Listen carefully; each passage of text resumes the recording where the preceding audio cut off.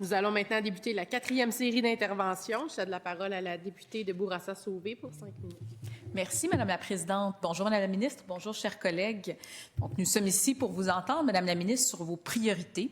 Et de mon côté, j'aimerais vous entendre sur vos priorités sur le plan budgétaire. On le sait, cette rentrée scolaire, celle que nous venons de passer, c'était une rentrée scolaire excessivement difficile pour l'ensemble du réseau, tant pour les équipes écoles que pour les élèves.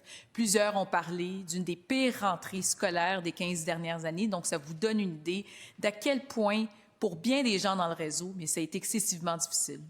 J'entendais la ministre un peu plus tôt qui nous a dit « il n'y en a pas de coupure en éducation ». Je vous avouerai que j'étais un petit peu estomaquée parce que juste lorsqu'on lit les grands titres, mais lorsqu'on est sur le terrain, lorsqu'on se promène dans les écoles, moi j'ai eu l'occasion de visiter certaines écoles, de parler avec des enseignants, avec les représentants donc du personnel de soutien scolaire, des représentants du personnel professionnel aussi, et tout le monde nous a parlé de l'impact des différentes compressions qui ont eu lieu tout au long de la dernière année, parce qu'on s'entend donc qu'il y en a eu des compressions importantes au cours de la dernière année. Donc, la ministre nous dit qu'il n'y en a pas eu. J'aimerais peut-être qu'elle nous précise un peu sa pensée, parce que lors de la dernière étude des crédits, son prédécesseur nous confirmait, il admettait des compressions de l'ordre de 670 millions. Donc, il y a un discours un peu contradictoire avec celui de son prédécesseur. Mais je poursuis ma lancée. Donc, si on se ramène donc à ces compressions, à ces dernières compressions dans le réseau d'éducation du mois de juin dernier, qui sont arrivées avec ce que j'appelle donc que je mets souvent donc entre guillemets, donc le réinvestissement, ce que le gouvernement a appelé le réinvestissement, mais que c'est mais essentiellement donc on a eu de la difficulté donc à en voir les effets dans le réseau. Bien, on le sait, ça a créé une rentrée scolaire excessivement chaotique, une rentrée scolaire excessivement difficile. Vous n'êtes pas sans savoir, Madame la ministre, que pour bien des enfants, puis je vous entendais donc dans l'intervention précédente nous parler des jeunes avec des besoins particuliers. Mais justement, on le sait, on se rappelle du fils de Madame Lantier, donc de sa maman, donc qui nous faisait un cri du cœur dans les médias, qui nous disait à quel point son fils n'avait pas pu bénéficier des mêmes services que l'an dernier, et publiquement. Donc, elle a mis donc le doigt sur les compressions surprises de cette année qui ont privé son enfant des besoins, son enfant a besoin des services dont il avait besoin. On pense, Madame la ministre, donc au matériel dans les écoles. Je pense qu'il y a la FAE qui est présente qui est présente ici dans les tribunes avec nous, puis je les salue d'ailleurs, qui nous indiquait donc dans une sortie donc à laquelle j'ai pris part, qui avait fait le tour de ses enseignants, le tour de son réseau pour leur demander, pour vous, qu'est-ce que ça signifie, les coupures dans votre milieu? Puis il y a eu des situations absolument effarantes qui nous ont été communiquées de la part de ces profs-là, comme le fait que, par exemple, dans une école dite hôpital, donc avec des élèves lourdement handicapés, que l'achat des barbouillettes, de bavoirs, des antibactériens était limité, qu'on devait donc se procurer du papier toilette de bas de gamme. Donc, on n'était pas en mesure donc, de vraiment pouvoir répondre aux besoins de ces élèves-là. Les activités parascolaires. Dans ma circonscription, Madame la Présidente, oui, mais Madame la Ministre, j'ai la présidente de mon conseil d'établissement qui m'avait écrit personnellement pour me dire « Mon Dieu, ça n'a pas d'allure que nos enfants s'étaient préparés pour la course de cross-country, n'étaient pas en mesure de pouvoir y prendre part parce que les compressions ne permettaient pas à l'école d'offrir ce type d'activité-là à nos élèves. » On n'arrête pas de parler de l'importance de raccrocher nos élèves à l'école, de s'assurer de leur donner des activités qui leur donnent le goût de se présenter dans les milieux. On le sait que nos enseignants, on sait que le personnel, on sait que les équipes écoles font tout ce qui est en leur pouvoir pour pouvoir offrir ce milieu de vie-là à nos enfants, puis à nos jeunes. Puis quand en catastrophe, ils se disent, là, nous, on a mis tous ces efforts-là, mais qu'en bout de ligne, on n'est pas capable de répondre à cette demande, puis qu'on est obligé à contre-cœur de leur dire, malheureusement, l'activité à laquelle vous vous étiez préparés, ce qui vous animait, ce qui vous donnait l'énergie de vous rendre à l'école, on n'a pas le choix à cause des compressions, on est obligé de l'annuler. Je ne sais pas comment ça s'appelle, Madame la ministre, si vous appelez pas ça vous-même des coupures. Donc, vous comprenez que la dernière rentrée scolaire a été excessivement difficile, puis je pourrais m'en aller donc sur toutes sortes d'exemples ici, Puis la question que j'ai pour vous, c'est est-ce que ces compressions seront présentes l'an prochain? Est-ce que le réseau va devoir s'attendre à des compressions? La parole est maintenant à Madame la ministre. Oui. Bien, merci, Madame la présidente. Merci à ma collègue pour ce 5 minutes d'interpellation. On a eu beaucoup d'échanges ensemble dans le cadre du projet de loi 94.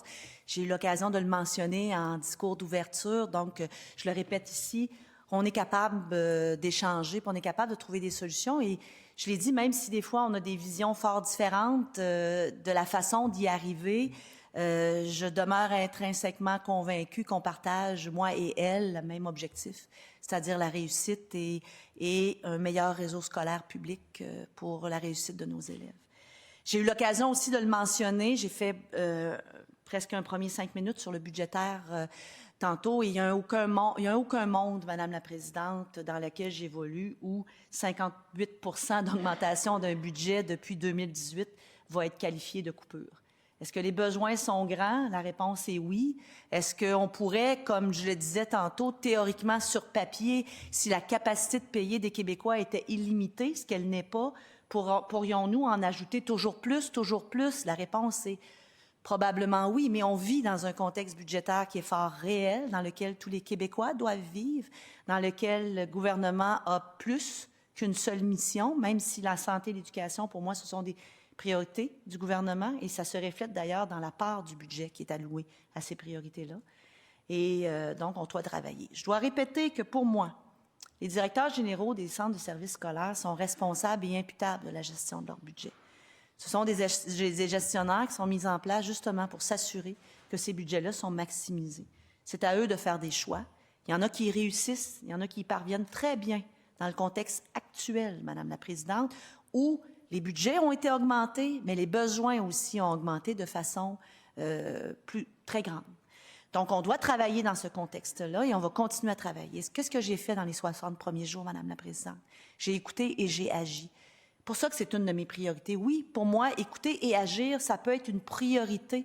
Aider le réseau à se stabiliser, à travailler dans le contexte, à pouvoir s'assurer que chaque dollar est investi pour le bien des enfants, c'est une priorité. Les accompagner, c'est une priorité pour moi. Et ils sont responsables de leur choix en fonction de leur milieu. Donc, leur donner plus de souplesse, comme on le fait dans la décision qu'on a prise, que j'ai prise avec les gens du ministère dans mes premiers jours, c'est-à-dire de revoir la façon dont on ciblait la cible de TC, qui ne devait pas être un plafond, mais être une cible, c'est agir et donner plus d'air. Voir comment on pourra, dans les règles budgétaires, dans les prochains mois, leur donner plus d'agilité pour utiliser mieux l'argent, c'est une priorité, Madame la présidente, et ça va leur permettre de faire des choix adaptés au milieu dans lesquels ils évoluent, et c'est à eux et aux directeurs d'école de faire ces choix-là pour la réussite éducative. Le gouvernement est là pour les accompagner, le ministère est là pour les accompagner, mais ce sont les meilleurs connaisseurs de leur réalité et ils doivent s'assurer que chaque dollar est bien investi. Je vais en profiter pour parler un peu des infrastructures. J'en ai pas beaucoup parlé jusqu'à présent. Mais nos écoles, Madame la présidente, arrivent malheureusement au même âge en même temps. Bon, c'est un peu mon âge à moi aussi, là, la cinquantaine. Donc, la plupart de nos écoles ont été construites à la fin des années 60. Ils ont eu un déficit de maintien flagrant dans les dernières années et on a dû augmenter le PQI de 9 milliards à 23 milliards. Ça ne dit pas grand-chose aux gens à la maison, 9 milliards, 23 milliards, c'est un peu intangible. Mais c'est 3 fois plus que ce qui avait été accordé dans les dernières années. Mais les besoins sont immenses, Madame la présidente. On a aussi scolarisé plus de 100 000 élèves nouveaux qui n'étaient pas dans les prévisions démographiques, qui viennent la grande partie de l'immigration et qui n'étaient pas prévus, mais qu'on doit scolariser par rapport à 2018 depuis notre arrivée. Donc, c'était la première chose à faire, c'est d'augmenter drastiquement chaque enjeu. Maintenant, on va regarder comment on peut investir au mieux chaque dollar. Je l'ai dit dans mes premières choses, et ça fait partie de mes priorités, qui est la même priorité, comment faire atterrir tout ça pour maximiser chaque dollar pour le bien des enfants. Moi, ce que je veux, là, c'est des classes pour les enfants qui ont besoin de classes. Donc, est-ce que le cahier de charge est trop lourd? Est-ce qu'il est ambitieux dans le contexte dans lequel on vit? Peut-être. Il faut revoir le cahier de charge. Est-ce qu'on utilise le plein potentiel des nouvelles méthodes de construction par modulaire? J'en ai des modulaires dans mon comté. Les enseignants aiment les modulaires. Ce sont des belles classes. On a une notion, j'allais dire, à l'opposé du romantisme du modulaire, mais c'est pas des cabanes, c'est pas des cabanes de construction pour des chantiers. Ce sont de belles classes climatisées. Peut-on économiser et livrer plus rapidement en revoyant nos modes de gestion de projet? Oui.